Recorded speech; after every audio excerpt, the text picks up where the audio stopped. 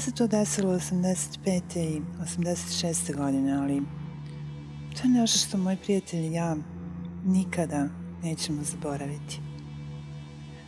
Radio sam tog leta u jednom starom utočištu u planinama sa oko 50 drugih mladih osoba. Bilo je zabavno. Iako je mesto imalo mnogo modernih zgrada, mestom je vladala ogromna bijela zgrada izgrađena 1912.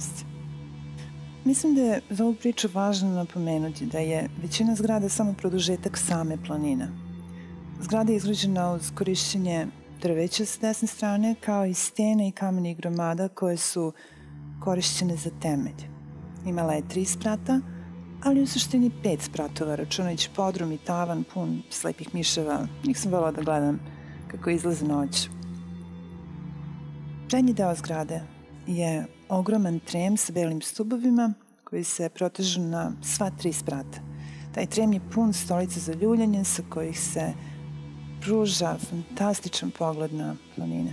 Ali zadnji deo te zgrade gde smo radili, zadnji deo zgrade je bio zagrljen sa 2 velika krila, formirajući U oblik tamo iza.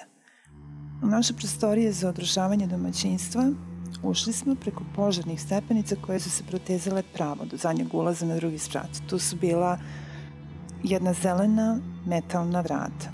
Ta vrata sam dobro poznavala. Domaćinstvo je bilo moje odeljenje, 3 leta, i iako je ovo bilo tek kraj prvog leta, dobro sam ga poznavala.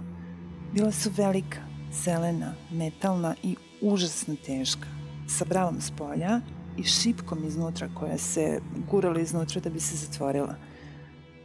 U stvari, protivpožarni propisi su zahtevali da ostanu zatvorene sve vreme i projektovane su tako da se automatski zatvaraju. Tako da smo naravno tokom leta, bez klima uređaja u zgradi, držali vrata otvorena sa punom kantom vode tokom dana, jebeš propise.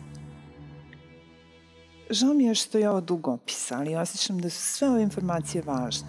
Nekoliko noći pre nego što smo svi otišli, čistili smo naše spavonice i pokušali smo da to pretvorimo u zabavu jer smo ostali bez sredstava za čišćenje. Oko 9 sati uveče, moj najbolji prijatelj i ja vozimo naše lenje guzice dole u zadnji deo zgrade. Bilo je to samo kratka udaljenost, ali je bio veoma strm nagib kojim nismo hteli da hodamo. Parkirao sam auto ispred stepenica i izašli smo. U ovom trenutku smo oboje počeli da se osjećamo jako čudno. Vazduh je bio miran i zagušljiv i osjećao sam se kao da sam obavijen ovom zgradom. Stajao sam u sredini zgrade sa tim masivnim krilima koje su se dizala oko nas. Zgrada je bila potpuno mračna i pošto smo je zatvorili za zimu, već je bila čvrsto zaključana. Moj prijatelj je bio sa mnom ranije tog dana kada sam zaključao ta vrata. Ona na vrhu stepenica. Dok smo se penjali u stepenice, osjećao sam se nekako pritisnutim, pod teretom i morao sam da stanem. Moj prijatelj takođe. Rekao sam mu da sam uplašen i on je isto priznao da je jako uplašen. Nikada se ranije nisam uplašio ove zgrade i proveo sam dosta vremena sam u njoj ranije. Istraživao sam i podrum i potkrovlje. Ponovo smo polako išli napred i nekoliko koraka gore bukvalno sam osetio ledenu jezu niz kičmu. Znam da je to glup kliše, ledene jezu niz kičmu, ali nikada pre ni posle nisam osetio ništa slično. Kao da mi je neko pritisnuo led tuž kičme.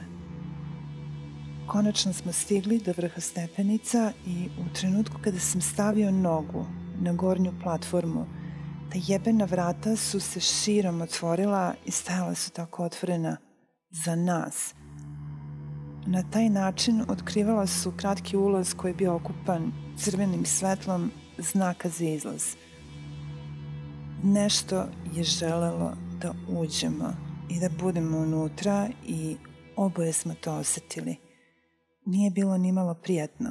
U stvari, nikad se ničega u životu nisam više bojao. I sada sam uplašen zbog toga. 37 godina kasnije sam uplašen zbog toga. Oboje smo stajali potpuno zaprepašćeni nekoliko minuta. Pre nego što sam se potpuno izbezumio. Počeo sam nepovezano da vrištim i sjurio sam niz stepenice. Skakao sam možda čak i previše na putu dole. Oboje smo trčali uz strmu uzbrdicu vrištući i vičući, ostavljajući moj auto za sobom. Kasnije, svi su sišli i zajedno sa nama pretražili zgradu. Naravno, bilo je prazno i vrata su bila zatvorena i zaključana kada smo se vratili. Niko nije mogao da otvori ta vrata i pobegne, a da ih mi ne čujemo. Podovi su škripali kada bi hodali po njima i neko bi trčao, bio bi veoma glasan. Posmatrao sam ovo što se dogodilo iz svih uglova kojih mogu da se setim, ali još uvek nemam objašnjenja što se dogodilo.